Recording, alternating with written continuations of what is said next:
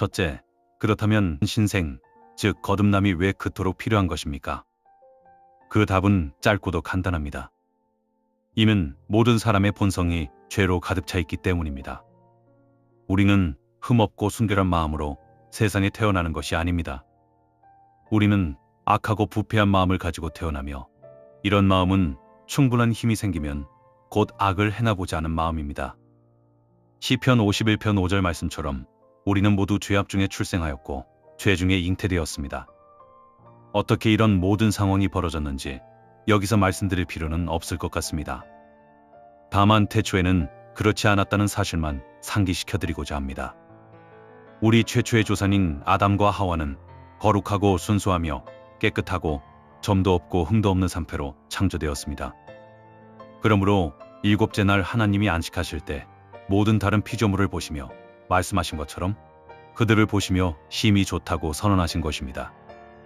하지만 참으로 비참한 사건이 벌어졌습니다. 아담이 불순종함으로 죄에 빠졌고 본래의 지위를 상실하게 되었습니다. 그는 자신에게 주셨던 하나님의 형상을 빼앗겼습니다. 그리고 그의 후손인 우리 모두는 더럽고 죄악된 본성을 가지고 태어나게 되었습니다. 우리는 끝없는 나락으로 떨어졌습니다. 그러므로 우리는 반드시 건져내심을 받아야만 합니다. 우리는 온통 옛 아담의 표식을 지니고 있습니다. 첫째 아담은 땅에 속하여 육적인 사람입니다. 우리는 반드시 둘째 아담, 하늘에 속하여 영적인 사람이신 주 예수의 표식으로 채워져야 합니다. 혹시 여러분 중에 제 설명이 의심되는 분이 있습니까?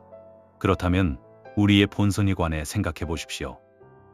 우리의 본성은 이 땅에 있는 영적인 그리스도의 왕국을 보지 못합니다. 그것은 우리 눈에 숨겨져 있습니다. 사람들은 세상의 여러 일들에 관해서는 예리함과 많은 지식을 가지고 있을지 모릅니다. 그들은 영원이 아닌 시간에 속한 일들에 관해서는 지혜로울지 모릅니다. 하지만 영적인 사실에 관한 한 그들의 눈은 완전히 감긴 것처럼 보입니다. 그들의 마음은 두꺼운 베일이 덮여 있어서 당연히 보아야 할 것을 조금도 보지 못하는 것입니다. 그들이 이와 같은 본성의 상태에 머물러 있는 한 그들에게 하나님의 거룩과 하나님의 변치 않은 공의, 하나님의 영적인 법과 장차올 하나님의 심판, 그들의 끔찍한 궁핍과 그들이 처한 멸망의 위험에 대한 이야기는 공허하게 들릴 뿐입니다. 이런 이야기는 그들에게 전혀 중요하지 않고 지루하기 그지없습니다. 이런 이야기를 들어도 그들은 아무것도 느끼지 못합니다. 이런 이야기를 좋아하지도 않고 아무런 관심도 갖지 않으며 결국 몇 시간만 지나면 아무 이야기도 듣지 못한 것처럼 됩니다. 우리가 이런 상태에 있다면 십자가에 못 박힌 그리스도와 보배로운 구속의 사실이 우리 앞에 제시된다 하더라도 아무런 소용이 없습니다. 우리는 그리스도에게서 어떤 풍채나 아름다움이나 흠모할 만한 것을 발견하지 못하고 그리스도가 행하신 일의 가치를 이해하지 못합니다. 사도들에게 십자가는 영광스럽고 놀라운 하나님의 지혜였으나 우리에게는 어리석은 낭비처럼 보입니다. 왜 이런 일이 벌어지는 것입니까? 그것은 우리 마음이 변화되지 않았기 때문입니다. 육에 속한 사람은 하나님의 성령의 일을 받지 아니하나니 저희에게는 미련하게 보임이요 또 깨닫지도 못하나니 이런 일은 영적으로라야 분별함이니라. 고린도전서 2장 14절. 이 말씀은 하나님의 집에서 예배하는 자들에게서 너무나 자주 발견되는 무기력하고 생명력이 없으며 진정한 관심이 없는 모든 상태를 정확하게 설명하고 있습니다. 영적인 것에 대한 충격적인 무관심이 부자나 가난한 자 모두를 광범위하게 지배하고 있는데 이 말씀이 그 이면에 있는 비밀을 알려주며 또한 많은 사람들에게 복음을 봉인된 책처럼 보이게 하는 이유를 설명합니다. 이 모든 것의 원인은 사람의 마음에 있는 것입니다. 어떤 이들은 항상 공부를 해야 하기 때문이라고 생각하고 어떤 이들은 시간이 없기 때문이라고 생각하며 어떤 이들은 세상에 어느 누구도 겪지 못한 매우 특별한 어려움 가운데 있기 때문이라고 생각합니다. 그러나 진실은 더욱 깊은 곳에 있습니다. 그것은 이들에게 새롭게 된 마음이 없기 때문입니다. 만일 그들에게 새로운 본성이 주어진다면 여러분은 그들에게서 공부를 해야 한다거나 시간이 없다거나 어려운 상황 가운데 있다는 등의 말을 다시는 듣지 않게 될 것입니다.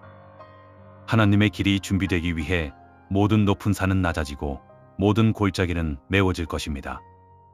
우리의 본성은 그리스도의 나라의 영적인 법을 사랑하지 않습니다. 우리가 노골적으로 그것에 순종하기를 거부하는 것은 아닙니다. 누군가 우리에게 우리가 그리스도의 법을 버렸다고 말한다면 그가 누구든지 우리는 그에게 화를 낼 것입니다. 하지만 우리에게는 그리스도의 법에 대한 사랑이 없고 그것을 행하기를 즐거워하지 않습니다. 아버지의 뜻을 행하는 것은 우리의 양식과 음료가 아닙니다. 오호라, 우리는 우리 자신의 길과 우리 자신의 성향을 사랑합니다. 그리고 우리에게 이것들이 유일한 법입니다. 우리는 추수한 열매를 우리 자신에게는 가져옵니다. 하지만 하나님께는 드리지 않습니다. 우리의 즐거움과 우리의 유익에 관한 일이 있다면 우리는 거기에 모든 관심을 기울입니다. 하지만 우리를 창조하시고 구속하신 하나님을 위해서는 너무나 많은 사람들이 남는 시간조차도 드리지 않습니다. 우리의 본성은 스스로를 하나님의 기준으로 평가하지 않습니다. 누가 산상수훈을 자기 삶의 수칙으로 삼는단 말입니까? 누가 심령이 가난한 자, 애통하는 자, 온유한 자, 의에 줄이고 목마른 자, 긍휼히 여기는 자, 화평케 하는 자, 의를 위하여 핍박을 받는 자를 동경한단 말입니까? 세상은 이런 사람들을 멸시합니다. 마음 편하고 즐겁게 사는 사람들, 술과 노래를 즐기는 이들의 곁에서 볼 때 이런 사람들은 아무것도 아닙니다. 그러나 예수님은 바로 이런 사람들을 향하여 복이 있다고 말씀하신 것입니다. 과연 누가 예수님께서 가르치신 대로 죄를 바라봅니까? 간음과 술 취함으로 인해 하나님께 저주를 받게 될 것이라고 여기는 사람이 과연 얼마나 됩니까? 하지만 성경은 하나님이 이런 죄를 범하는 자를 저주하신다고 말씀하고 있습니다. 얼마나 많은 사람들이 이유 없이 화를 내는 것을 살인처럼 악한 일로, 음욕을 품고 바라보는 것을 간음처럼 악한 일로 간주하고 있습니까? 하지만 예수님은 이런 죄들을 이와 마찬가지로 악하다고 말씀하셨습니다. 원수를 사랑하기 위해 노력하고 자기를 미워하는 자들을 축복하고 핍박하는 자들을 위해 기도하는 사람들이 도대체 어디에 있단 말입니까? 하지만 이것은 예수님이 친히 세우신 법인 것입니다. 이런 모든 현상의 원인은 무엇일까요? 보시다시피 무언가가 근본적으로 잘못되어 있는 것입니다. 우리의 본성은 하나님을 영광스럽게 하기 위해 우리 자신을 우리 몸과 영혼과 함께 드리기를 원하지 않습니다. 우리의 생각은 하나님을 영광스럽게 하는 일보다 이 세상 일에 수백 배나 더 많은 관심을 가지고 있습니다. 그리스도에 관해 말하는 교회들의 숫자는 실로 극히 적습니다. 하늘나라의 메시지가 많은 사람들의 입을 막지 못하고 있습니다. 오히려 거의 모든 사람들이 이런 메시지를 매우 불편하게 느끼는 것처럼 보입니다. 이 모든 것의 원인은 무엇입니까? 어떤 사람들은 자신들이 나쁜 본보기를 보고 자랐기 때문이라고 말합니다. 또 어떤 이들은 자신들이 나쁜 교육을 받았기 때문이라고 말합니다. 하지만 이 모든 악의 원인은 훨씬 더 깊은 곳에 있습니다. 그것은 요한복음 3장 6절에서 말씀하신 것처럼 육으로 난 것은 육이기 때문입니다. 이 모든 악은 육적 마음, 곧 새롭게 하심을 받지 못한 마음에서 나오는 것입니다. 그러므로 우리가 필요로 하는 치료는 본성의 변화에 있습니다. 부패한 나무는 부패한 열매를 맺을 뿐입니다. 이 모든 악함의 뿌리는 우리의 마음의 본성이 죄로 충만하다는 사실에 있습니다. 우리의 본성은 영광스러운 그리스도의 나라에 전혀 어울리지 않습니다. 우리가 영위하고 있는 여러 형태의 삶, 우리가 빠져 있는 여러 형태의 습관, 우리가 항상 만족시키려 하는 여러 가지 취향, 우리가 고수하고 있는 여러 가지 견해, 이 모든 것들은 우리의 본성이 빛 가운데 있는 성도의 기업에 어울리지 않음을 보여줍니다. 우리는 말과 행동에 있어서 거룩함을 쫓고 있지 않습니다. 그렇다면 우리가 더럽고 가증스러운 것은 그 어떤 것도 용납하지 않는 저 복된 나라에서 있을 곳이 어디란 말입니까? 하나님은 그의 천사들이라도 어리석음을 꾸짖으시며 하나님의 보시기에 하늘이라도 깨끗하지 않습니다. 하나님이 이러한 분이시거늘 어떻게 사람이 그 본성으로 하나님의 존전에 설 수 있단 말입니까? 사람의 본성은 기도하고 찬송하는 일을 즐거워하지 않습니다. 그런데 그 영광스러운 처소는 요한계시록 4장 8절 말씀처럼 모든 성도가 밤낮 쉬지 않고 이르기를 거룩하다, 거룩하다, 거룩하다. 주 하나님 곧 전능하신 이여. 전에도 계셨고 이제도 계시고 장차 오실 자라 라고 외치며 찬송하는 것입니다. 그러하니 사람이 본성으로 어떻게 거기서의 삶을 즐거워할 수 있단 말입니까? 사람의 본성은 예수 그리스도를 통해 하나님께 나아가는 것, 하나님과 함께 걸으며 하나님과 친밀한 사귐을 갖는 것을 특권으로 여기지 않습니다. 그러므로 본성이 변화되지 않은 사람들에게 주 하나님과 어린 양 앞에서 영원토록 사는 삶이 무슨 위로가 되겠습니까? 그들은 이전 시대의 거룩한 사람들의 발자취를 따라 걸으려고 애쓰지 않고 성도들의 믿음과 인내의 본을 따르고자 하지 않습니다. 그들이 마귀와 세상을 기쁘게 하는 삶을 마치고 그리스도의 나라에 들어가 아브라함과 다윗과 사도들 그리고 선한 싸움을 싸운 그 모든 복된 무리를 만나게 된다면 그것이 그들에게 얼마나 반가운 일이 되겠습니까? 사랑하는 여러분, 거듭나지 않은 사람은 하늘나라에서 비참한 존재일 것입니다. 거기서 사람들이 행하는 모든 일은 그에게 죽도록 지겹게 느껴질 것입니다. 그는 성도들의 무리 가운데 자신이 전혀 어울리지 않음을 발견하게 될 것입니다.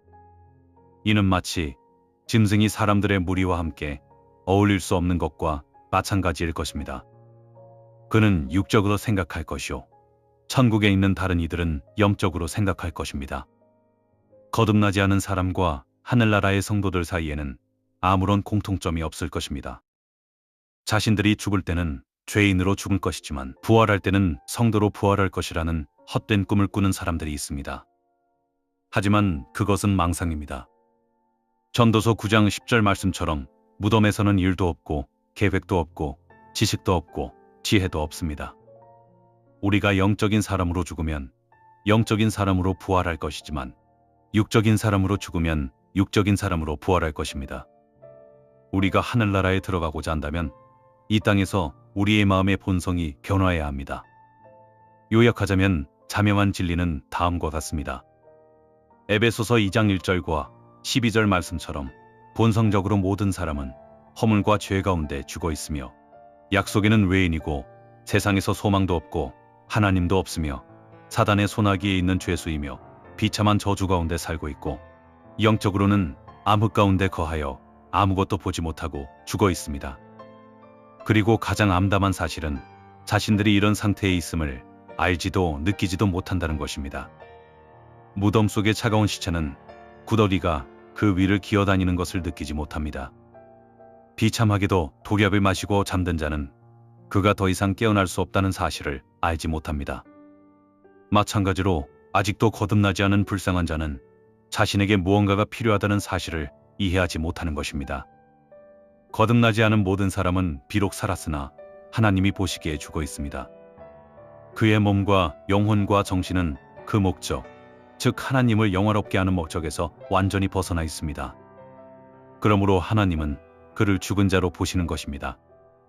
이것은 지금 이 순간 여기에 있는 모든 사람의 상태이거나 또는 과거의 상태였던 것입니다. 여기에 중간지대는 없습니다. 우리는 죽음과 삶의 중간지대에 있을 수 없습니다. 죽었거나 살았거나 둘 중에 하나입니다. 이전에 죽어 있었으나 이제는 살아났거나 아니면 아직도 살아나지 못하고 여전히 죽은 상태이거나 둘 중에 하나입니다. 이 교리는 비단 세리와 창기들에 관한 것만이 아닙니다. 이 교리는 모든 사람에 관한 것으로 여기에는 단 한 사람의 예외도 없습니다. 이 교리는 높은 사람이나 낮은 사람, 부자나 가난한 자, 학식이 있는 자나 없는 자, 노인이나 청년, 점잖은 사람이나 투박한 사람 가릴 것 없이 모든 사람에게 적용됩니다. 모든 사람의 본성은 죄로 가득하고 완전히 부패한 상태입니다. 그렇기 때문에 예수님은 사람이 거듭나지 아니하면 하늘나라에 들어갈 수 없다고 엄중하게 말씀하신 것입니다. 사랑하는 여러분, 제 말씀이 강하게 들릴 것입니다. 어쩌면 너무 냉정하게 들릴 것입니다. 그러나 저는 그런 것을 염려하지 않습니다. 저는 그리스도의 복음을 전하려 하는 것이지 제 자신을 전하려는 것이 아니기 때문입니다. 성경을 살펴보십시오. 그렇다면 제 말씀이 진실임을 깨닫게 되실 것입니다.